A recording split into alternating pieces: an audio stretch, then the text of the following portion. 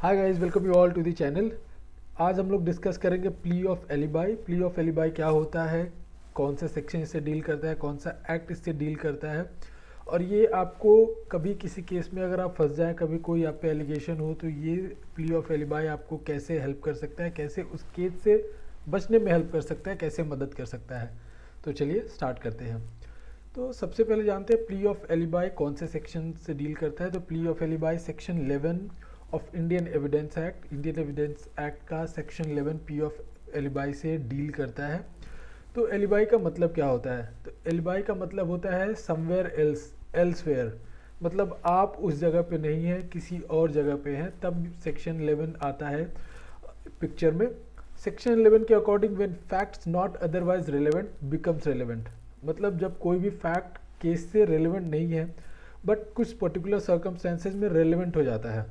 चलिए इसको एक एग्जांपल की सहायता से समझते हैं। अगर कोई पर्सन है, किसी केस में एक्यूज बनाया गया है बट वो उस टाइम पे उधर अवेलेबल नहीं है, वो उस सिचुएशन में उस पर्टिकुलर टाइम पे उस जगह पे अवेलेबल नहीं है, वो किधर और है।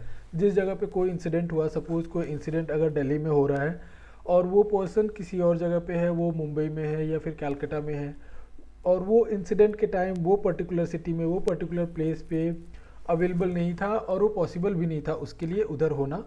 तो ऐसे सिचुएशन में, ऐसे कंडीशंस में आप प्ली ऑफ एलिबी का सहारा ले सकते हैं। ये आपको हेल्प करता है उस केस से बाहर आने में। अगर सपोज ये एक्यूज्ड है किसी केस में, उसको एक्यूज बनाया गया है बी के मर्डर के लिए, बट बी का जब मर्डर हुआ तो ए किसी और सिटी में था, सपोज वो चेन्नई में था, और वो तो उसको बचने के लिए उस केस से वो प्ली ऑफ एलिबी का एक्सक्यूज ले सकता है, प्ली ऑफ एलिबी का हेल्प ले सकता है, बट वो उसको बियॉन्ड रीजनेबल डाउट प्रूफ करना पड़ेगा कि वो चेन्नई में था। जैसे वो प्रूफ कर सकता है अगर किसी होटल में है तो होटल का रिसिप्ट, होटल का बिल, या फिर किसी फ्रेंड के पास है तो फ्रेंड को वो कोर्ट में प्रेजेंट कर सकता है that I was present with this guy in Chennai, मैं दिल्ली में नहीं था। ये बियॉन्ड रीजनेबल डाउट कोर्ट के सामने प्रूफ करना पड़ता है कि आपको उस पर्टिकुलर प्लेस पे, पर्टिकुलर जगह पे प्रेजेंट होना पॉसिबल नहीं था, आप किसी और सिटी में थे। तो ऐसे सिचुएशन में कोर्ट आपके प्ली ऑफ एलिबी का जब आप एप्लीकेशन लगाते हैं तो कोर्ट उसको कंसीडर करता है, और ऐसे सिचुएशन में अगर कोर्ट को लगता है तो आपको प्ली ऑफ एलिबी की वजह से आपको छोड़ देता है, आपको केस से निकाल देता है। तो अब जान लेते हैं कुछ इंपॉर्टेंट केसेस के बारे में। Dudhnath Pandey versus state of UP 1981 का केस है। State of UP versus Sughar Singh 1978 का केस है।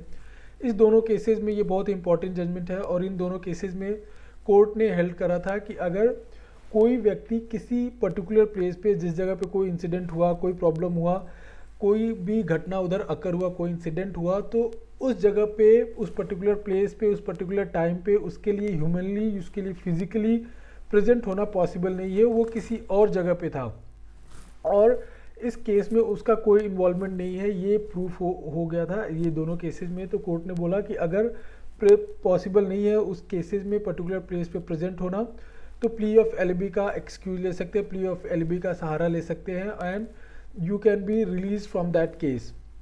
अब ये जान लेते हैं कि प्ली ऑफ एलिबी किधर एप्लीकेबल नहीं है, कौन कौन से केसेस में एप्लीकेबल नहीं है। तो प्ली ऑफ एलिबी टॉर्ट के केसेस में अवेलेबल नहीं है। इसमें टॉर्ट के केसेस में आप इसको यूज़ नहीं कर सकते। डिफेमेशन के सूट में किसी ने आपको डिफेम करा हो, तो ऐसे सूट्स में आप प्ली ऑफ एलिबी का एक्सक्यूज नहीं ले सकते। कॉन्ट्रीब्यूटरी नेग्लिजेंस, अगर कोई इंसिडेंट होता है किसी के नेग्लिजेंस की वजह से और उसमें आपने भी कंट्रीब्यूट किया हुआ है, आपका भी उसमें गलती है, तो ऐसे केसेस में भी आप प्ली ऑफ एलिबी का एक्सक्यूज नहीं ले सकते। मैट्रिमोनियल केसेस, जैसे पारिवारिक जो प्रॉब्लम्स होते हैं उसमें जो केसेस बनते हैं, उसमें जो केसेस कोर्ट में जाते हैं, ऐसे केसेस में भी आप प्ली ऑफ एलिबी का एक्सक्यूज नहीं ले सकते। नेक्स्ट आता है डिवोर्स केस। जितने भी डिवोर्स केसेज हैं उसमें आप प्ली ऑफ एलिबी का एक्सक्यूज नहीं ले सकते। डोमेस्टिक वायलेंस या फिर ये सारे जो भी केसेज हैं, इनमें आप प्ली ऑफ एलिबी का एक्सक्यूज नहीं ले सकते।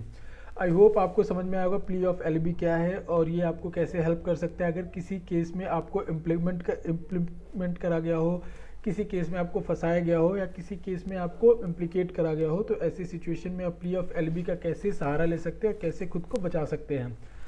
अगर इस वीडियो से रिलेटेड कोई भी डाउट है तो आप कमेंट सेक्शन में पूछ सकते हैं। Thank you.